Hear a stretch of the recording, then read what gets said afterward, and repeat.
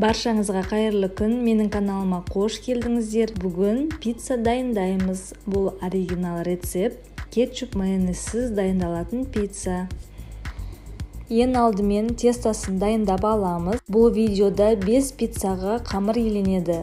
Бір пиццаға да арналған тестаның грамдарын төменде қалдырып қоямын. Ұнымыздың үстіне дрож және қант саламыз.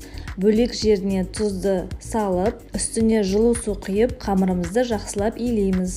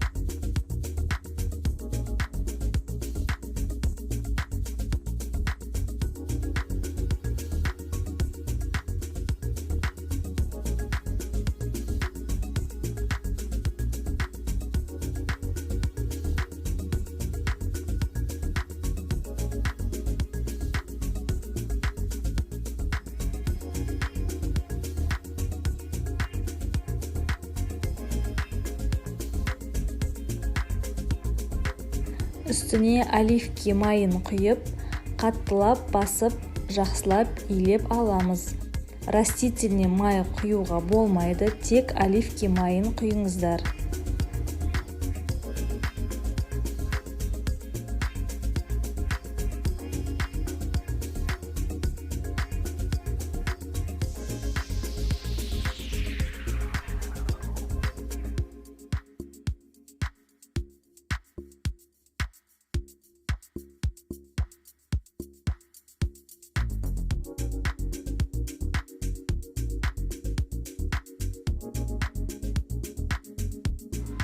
Қамырымызды илегеннен кейін бетін жауып, бөлме температурасында жарты сағатқа қалдырамыз.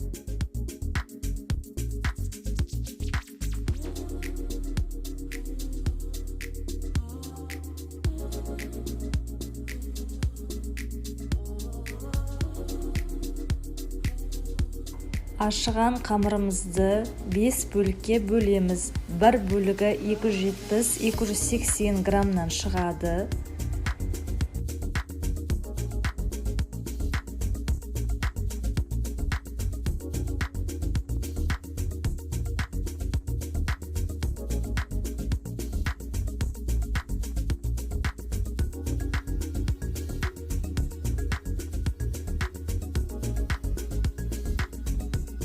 Тестаның үстіне оливки майын жағып, бетін жауып, жарты сағатқа үй температурасында қалдырамыз.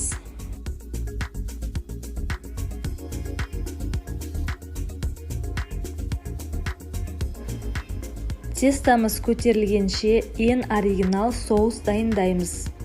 Жуылған помидорларымызды осылай екі жақты кесіп шығамыз. Үстіне қайнаған ыстық су құйып, бетін 10-15 минутқа жауып қоямыз.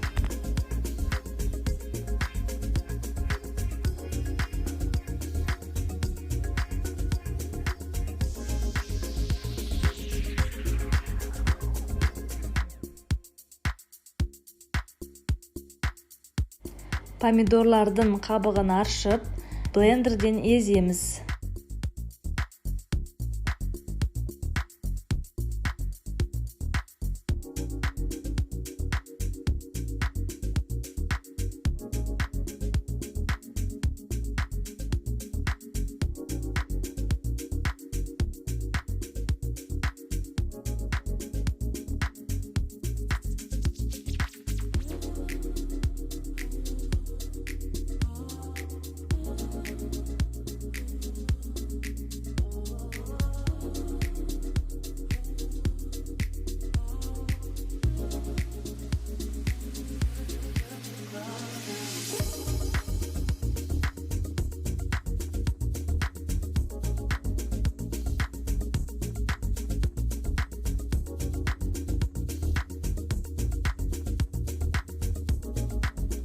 Табамызды қыздырып, оливки майын құйып, чеснокты салып қуырып аламыз.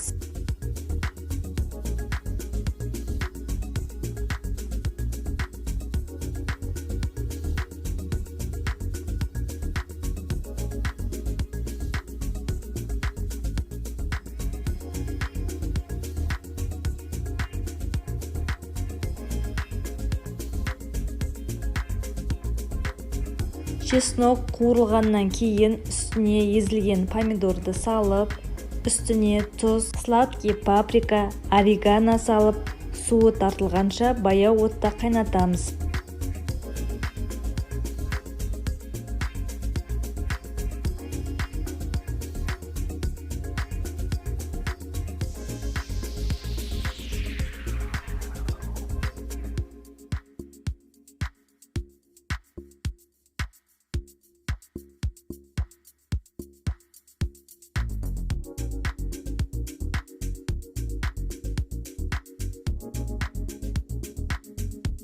Орегано мен сладкий паприканы базардан алғандарыңыз дұрыс. Базарда оригинал сатылады, магазиндердікі дәмі басқаша шығады.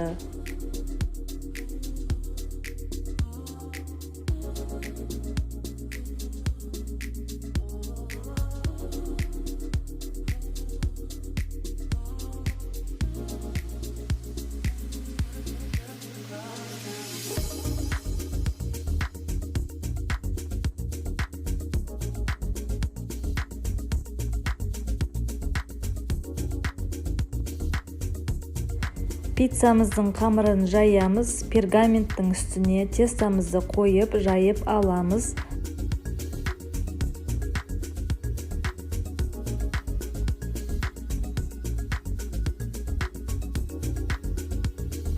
Қамырымызды жайып алдық, енді әдемі болу үшін шеттерін өріп шықсаңыздар болады.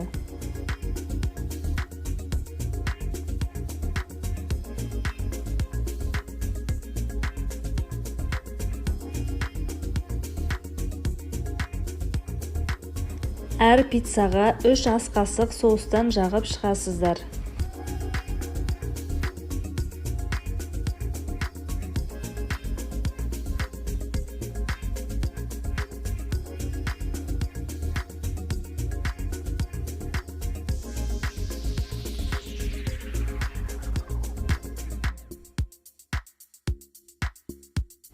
Бізде пицца маргарита.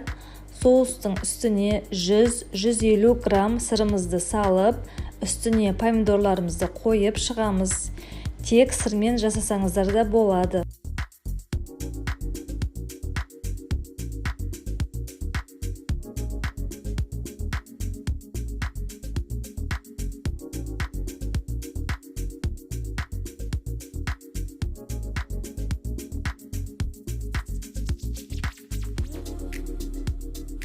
Алдын ала қызған пеште 220 градуста 7-8 минут пісіріп аласыздар.